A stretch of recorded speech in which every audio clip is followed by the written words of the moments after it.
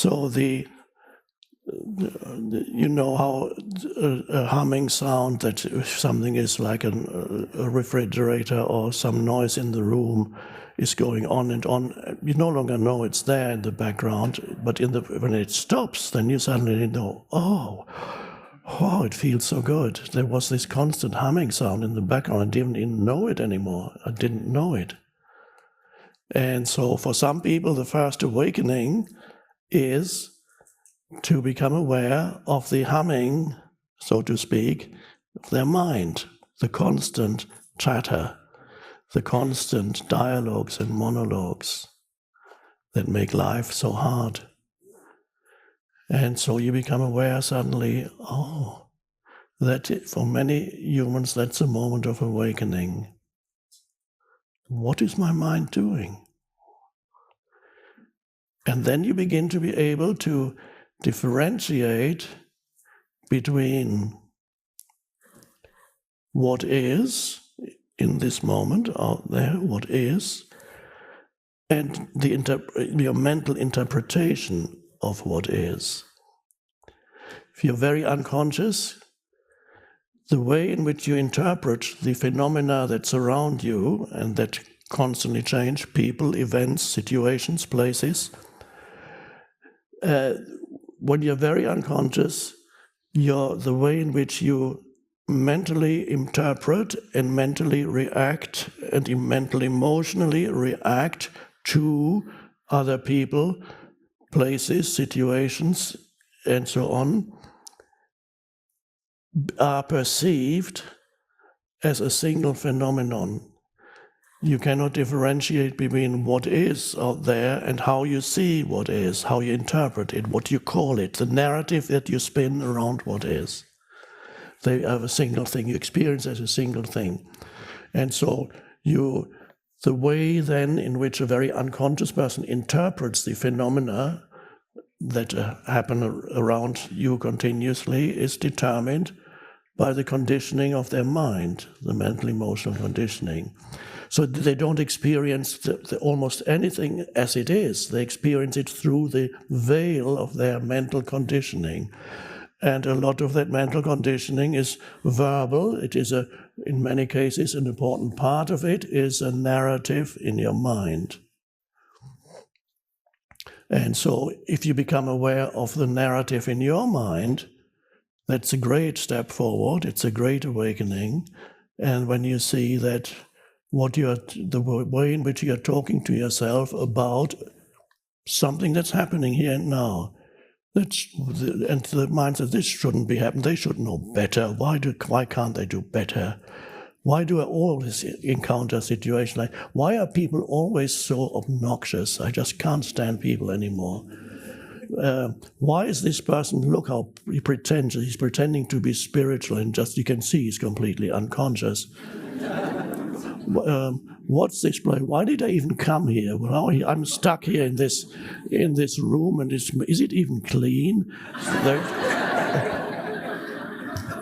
I could be in a much more comfortable, if I hadn't left home, I could be in a much more comfortable place at home. Why did I do that? Why do you always do things? It's completely pointless coming here. I mean, what is this man even talking about?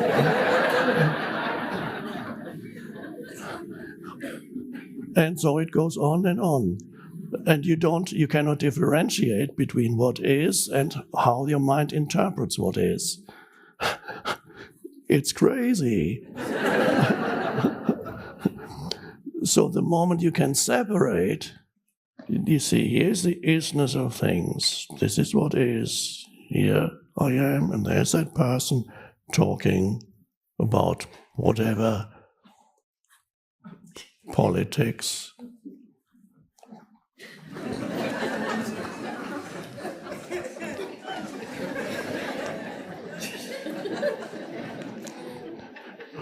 And you may find in yourself an urge to say something. But it could happen here, even here, because it's unlikely that you're left your mind outside the boundary of omega, it came with you. But that's a good thing, because then you can become aware of it. And so life suddenly becomes much more simple, and you begin to practice here, where you differentiate between the isness of things and your interpretation of it. This includes people too. Every person behaves as they do according to their level of consciousness at this particular moment. In many people, their consciousness varies. Sometimes they are really unconscious, and at other times they're fairly present. You might have noticed that could happen to you sometimes still. Sometimes you're very present, and then something is triggered. I got triggered. He triggered me. He always triggers me. So you got triggered, and then you... So what happens when you get triggered? Something takes you over. It's like you become somebody else for a while. And you might even say things that you later regret when you're a bit more conscious again. You say, oh, I said something terrible. But it's too late, you said it.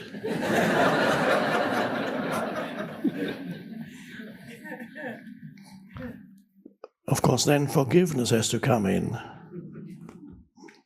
Oh, there's another problem.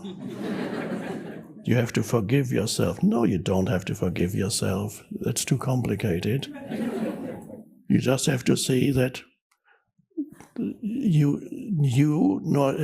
you nor anybody else can manifest behavior or speech that is beyond their level of consciousness at that particular moment. That's obvious. So if you get annoyed with people, or of course some things on a practical level you can have changes on a practical level. You can say, don't do this. This behavior is not acceptable, and that's a clear statement. It doesn't have to be reactive.